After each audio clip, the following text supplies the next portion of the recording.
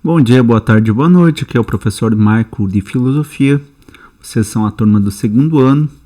Nós estamos na quarta aula da semana do dia 5 a 16 de abril, ok?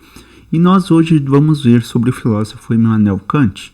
O Immanuel Kant ele tem a questão, no caso, de trabalhar tanto a visão dos racionalistas quanto a visão dos empiristas e, de certa forma, juntar os dois mundos, certo? Porque a questão do Kant é que ele vai analisar aquele senhorzinho que a gente viu na última aula chamado Hume, tá? O David Hume. Então o David Hume ele botou muitas questões a respeito da nossa sensibilidade e da capacidade de nós aprendermos as coisas que estão ao nosso redor e principalmente a questão da causa e efeito e a própria noção de tempo que nós temos, tá? Então ele vai trabalhar muito a questão da o Kant, a partir disso, depois de certa forma, como ele mesmo disse, ser liberto do sono dogmático que ele tinha vivido até então, por meio de Hume, por meio da obra de Hume, ele vai tentar entender tanto a noção da sensibilidade quanto do entendimento. Ele vai tentar, no caso, entender como que a questão da experiência e como que a nossa razão consegue, no caso, produzir o conhecimento. Porque se você for ver, você tem várias ciências, tipo a física, que elas trabalham justamente a questão a questão da nossa mente interior, tá? Quando eu falo interior, seu intelecto consegue prever fatos e fenômenos que acontecem no exterior. E como que a gente consegue fazer isso, tá?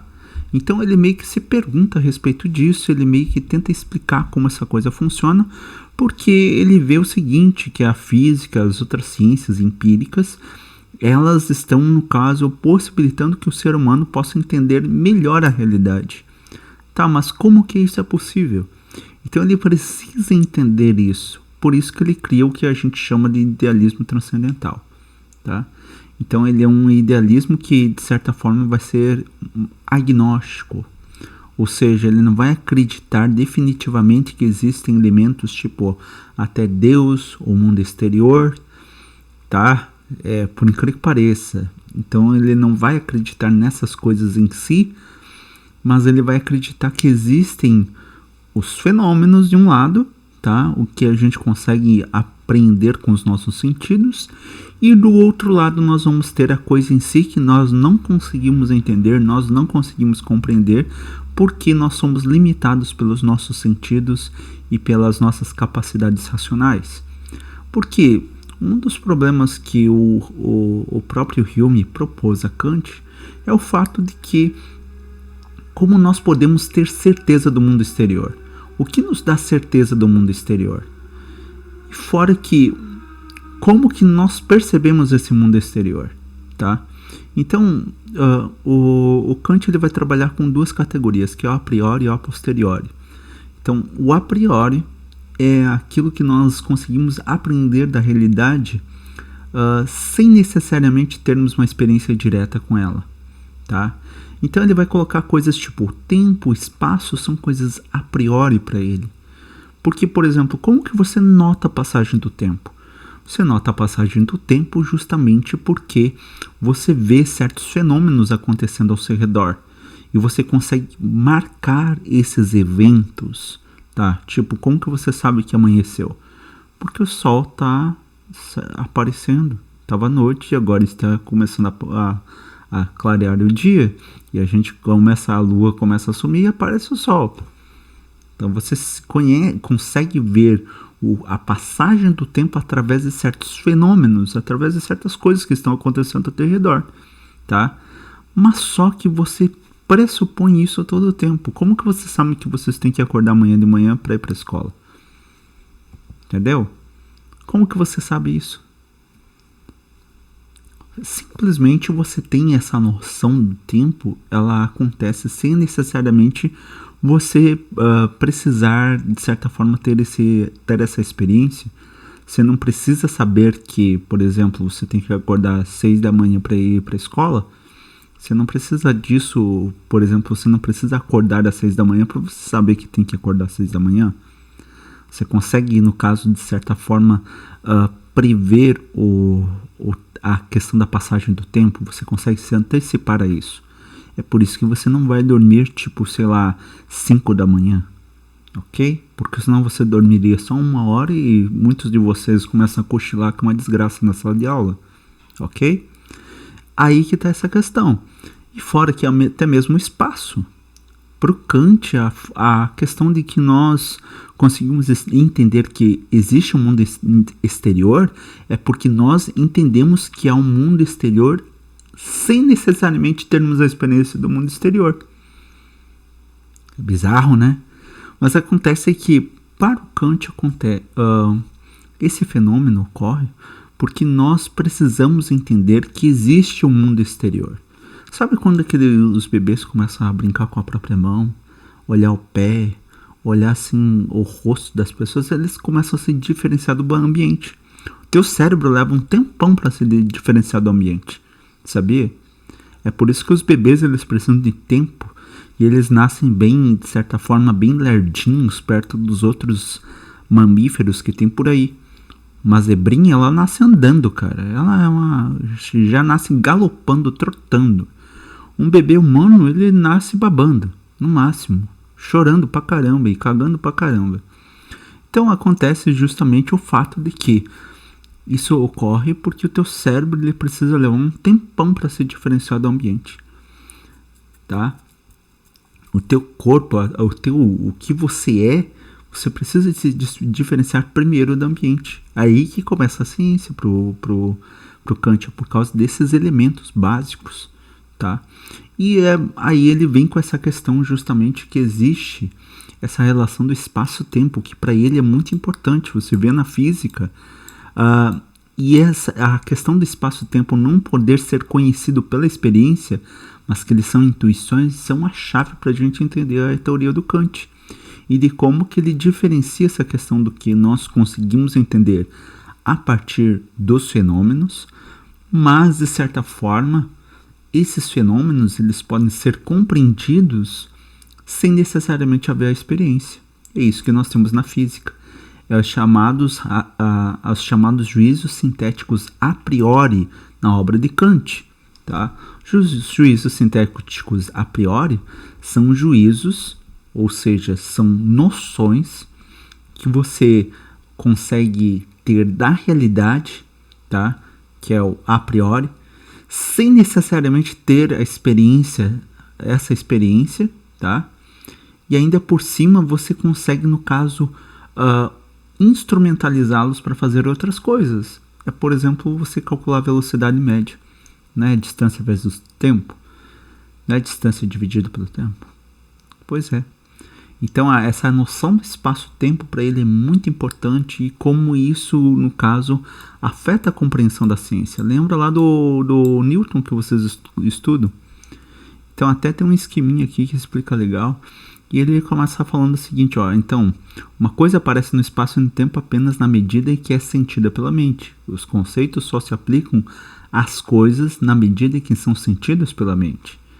Então, tanto os sentidos quanto os conceitos, eles ocorrem dentro da sua mente, tá?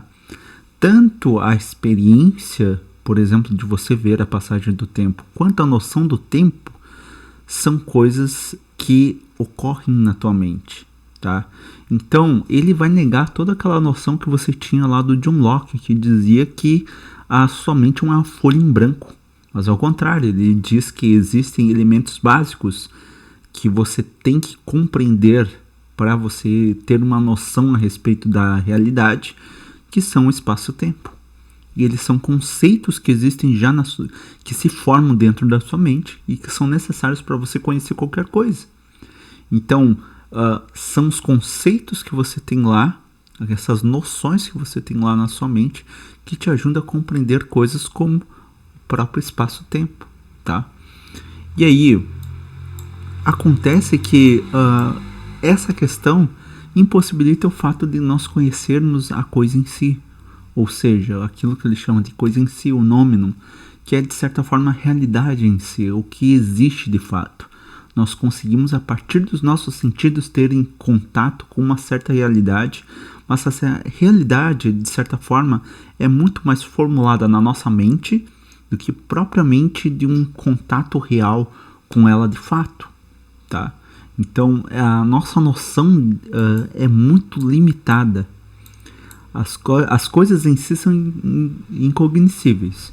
E a conclusão aqui, que tem um esqueminha que eu deixei para vocês, é o seguinte: existem dois mundos, o mundo da experiência sentida por nossos corpos e o mundo das coisas em si. São essas duas coisas que existem, são dois mundos que, de certa forma, são possíveis de você imaginar, certo? São as experiências que nós temos, tá? São os fenômenos, as experiências que eu consigo sentir, ter, e a coisa em si, que é um outro mundo que justamente eu não consigo conhecer ele de fato, tá? Isso vai levar a gente a duas questões, tá? No tempo escola a gente vai ter que responder em sala. O que é essa coisa em si, segundo Kant, tá? Nós vamos discutir a respeito disso no tempo sala e vamos explicar um pouco melhor sobre isso, tá? Porque vai levar tempo para a gente digerir isso, mas é necessário. Para entendermos um pouco mais a respeito do que é essa coisa em si, vocês vão escrever a respeito disso, certo? No tempo casa, aí a gente vai ter outra questão. A questão básica no tempo casa é a respeito de uma citação, tá? Então, aqui o Kant ele fala o seguinte, segundo Kant, a possibilidade de relacionarmos elementos que estão em nossa mente e que não dependem da experiência com elementos do mundo exterior torna possível conhecimento, tá? Sendo assim, responda com suas palavras e a partir da leitura do texto, dando sua opinião a respeito da seguinte citação, ok? De 5 a 10 linhas. O idealismo transcendental de Kant torna possível que nossa experiência empírica seja considerada útil para a ciência, tá? Então, o idealismo transcendental ele faz justamente isso. Ele tenta, no caso, explicar como que a questão da experiência, tá? Ela é fundamental para compreendermos o mundo através daquilo que a nossa mente e os nossos sentidos nos possibilitam, tá? Então, essa ciência ela é possível. Agora existe uma coisa que para ele, que é a coisa em si, que nós não temos essa compreensão. Então são de vários elementos, tá? Então ele se torna um agnóstico justamente por causa desses elementos. Ele tem vários elementos aqui que vão levar ele a ser considerado até um agnóstico, porque ele fala muito sobre essa questão de que ele é um crítico da razão humana justamente por causa disso. Então, não tem como você considerar, entender o mundo como absolutamente, tá? Totalmente você não vai compreender. E essa é uma questão muito básica que a gente precisa levar para a própria noção da ciência hoje em dia. A ciência não compreende todas as coisas, nós compreendemos aquilo que os fenômenos, aquilo que os nossos sentidos e a nossa mente nos permite. Essa é a questão. E hoje em dia nós temos uma investigação muito mais forte a respeito do que a nossa mente é capaz de entender, do que necessariamente do que nós podemos entender do mundo, tá? Ok? Então, espero que vocês tenham compreendido alguma coisa disso, tá? E retenham o que é necessário. Eu vou deixar, se possível, algum linkzinho ali, certo? Então, eu espero que todos tenham um ótimo dia.